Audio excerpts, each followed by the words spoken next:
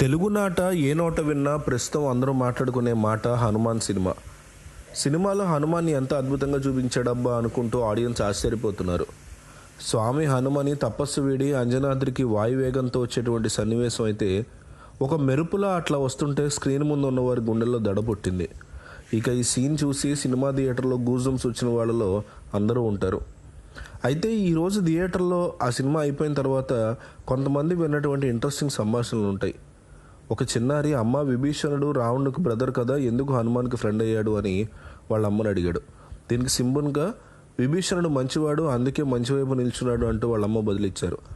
దీనికి కొట్టిన ఆ బుడ్డోడికి మరో ప్రశ్న ఉంది, విభీషణుడు ఇంకా ఎందుకు బతికున్నాడు అని.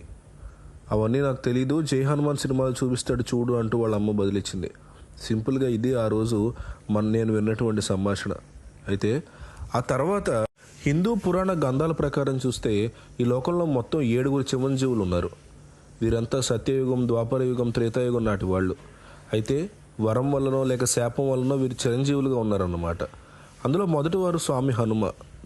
తన దైవమైన శ్రీరాముడు అవతారాన్ని చాలించిన హనుమ ఇప్పటికీ ఎందుకు చిరంజీవిగా ఉన్నారనేది అందరికీ తెలిసిన కదే. సూర్యుడిని పండుగ భావించి మెంగియడానికి వెళ్ళిన చిన్నారి హనుమ వజ్రాయుధంతో ఇంద్రుడు దాడి చేయగా మూర్చిపోతాడు. ఆ తర్వాత వాయుదేవుడు ఆగ్రహంతో లోకాన్ని స్తంభింపజేస్తాడు. దీంతో బ్రహ్మ దగ్గర నుంచి ఇంద్రది దేవతలందరూ హనుమకి వరాలిస్తూ చిరంజీవి తత్వాన్ని ప్రదర్శిస్తారు. అలాగే శ్రీరాముడి తన అవతారాన్ని చాలించే సమయానికి హనుమని కూడా రమ్మన్నారనే వాదన ఉంది కూడా.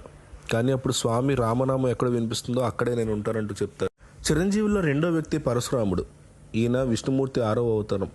రేణుక జమదగ్నుల కుమారుడే పరశురాముడు. అయితే 1000 చేతులు కలిగిన చక్రవర్తి కార్తవీర్యునుడు తన తండ్రి అయినటువంటి జమదగ్ని తల నరికి చంపేయడంతో పరశురాముడు ఆగ్రహంతో చెలరైపోతాడు. ఆ తర్వాత కార్తవీర్యునుడు 1000 చేతులను తన తండ్రి గొడ్డలతో తిరిగి పాతరేస్తాడు. ఆ కోపంతో కోట్లాది మంది క్షత్రియులను చంపుతూ పోతాడు.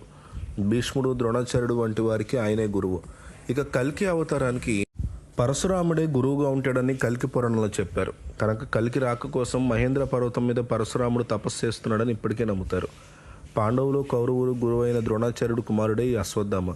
కురుక్షేత్ర మహాసంగ్రామంలో అశ్వత్థామ వీరత్వం గురించి చాలా గొప్పగా వర్ణించారు. ఈయన కూడా చిరంజీవుల్లో ఒకడు. 64 కళల్లో ప్రావీణ్యుడైన అశ్వత్థామ ఈ యుద్ధంలో కౌరవుల తరఫున పాండవుల మీద యుద్ధం చేశాడు. కానీ యుద్ధం ముగిసిన తర్వాత పాండవులను అంతం చేసేందుకు బయలుదేరిన అశ్వత్థామ వారి కుమారులైన ఉప పాండవుల్ని నిద్దట్లోనే చంపేస్తాడు. దీంతో అశ్వత్థామను చంపేందుకు అర్జునుడు వెంబడిస్తే బ్రహ్మాస్త్రం ప్రయోగిస్తాడు. దీనికి బదులుగా అర్జునుడు కూడా బ్రహ్మాస్త్రాన్ని ప్రయోగిస్తాడు. ఈ 2 బ్రహ్మాస్త్రాలు ఢీకొంటే విశ్వమే అంతమైపోతుందని వ్యాస మహర్షి అడ్డుకుంటారు. అస్త్రాలను ఉపసంహరించుకోవాలని కోరతారు. దీనికి అర్జునుడు ఒప్పుకుని ఉపసంహరిస్తాడు, కానీ అశ్వత్థామ అది తెలియదు. దీంతో దానికి లక్ష్యం చూపేందుకు అభిమన్యుడి భార్య అయిన ఉత్తర గర్భం మీదకి బ్రహ్మాస్త్రాన్ని తిప్పుతాడు అశ్వత్థామ. దీంతో ఆ శిశువు చనిపోతుంది. కానీ కృష్ణుడు తన శక్తితో ఆ బిడ్డకు ప్రాణం పోస్తాడు. ఆ శిశువే పరీక్షిత్తు. అయితే అశ్వత్థామ మీద కోపంతో కృష్ణుడు ఒక శాపం ఇస్తాడు. కలియుగాంతం వరకు కుష్ఠరోగిగా అడవులు పట్టి తిరుగుతూ బతకమని శపిస్తాడు. ఆ శాపంతో అశ్వత్థామ కూడా చిరంజీవిగా మారుతాడు. ఇక రామాయణ యుద్ధంలో ధర్మం గెలవడానికి సాయపడిన వ్యక్తి విభీషణుడు. ఇతను కూడా చిరంజీవే. రావణ సంహారం తర్వాత లంకాధిపతిగా విభీషణుడు పట్టాభిషేకం చేస్తాడు రాముడు. ఆ తర్వాత తన అవతారం చాలించినప్పుడు విభీషణుడు కూడా శరీరాన్ని వదిలేస్తానంటాడు.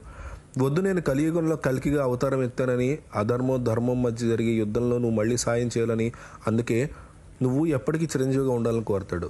ఇంకో వ్యక్తి అసురుల రాజు బలిచక్రవర్తి. పేరుకి రాక్షసులకు రాజు అయినప్పటికీ చాలా మంచి వ్యక్తి, దానగుణ సంపన్నుడు బలి. అయితే యుద్ధంలో దేవతల్ని గెలిచి అటు స్వర్గం ఇటు భూలోకాన్ని పరిపాలిస్తున్న బలిచక్రవర్తికి సంహరించాలంటూ విష్ణుమూర్తిని వేడుకుంటారు దేవతలు. కానీ తనకు మహాభక్తులైనటువంటి బలిని చంపడం ఇష్టం లేక విష్ణుమూర్తి వామన అవతారం ఎత్తి 3 అడుగుల భూమిని కోరి బలిచక్రవర్తిని పాతాళాన్ని తొక్కేస్తాడు. కానీ బలి దాని గుణాన్ని మెచ్చి బ్రహ్మాండం అంతరించే వరకు చిరంజీవిగా ఉండమంటాడు. ఇంకా కృపాచార్యుడు, వేదవ్యాసుడు వీరందరూ కూడా జై హనుమాన్లో రాబోతున్నారని, ఖచ్చితంగా వీళ్ళందరి మందరితో సంబంధించి ఒక పెద్ద యుద్ధమే ఉండబోతోందని చెప్తున్నారు.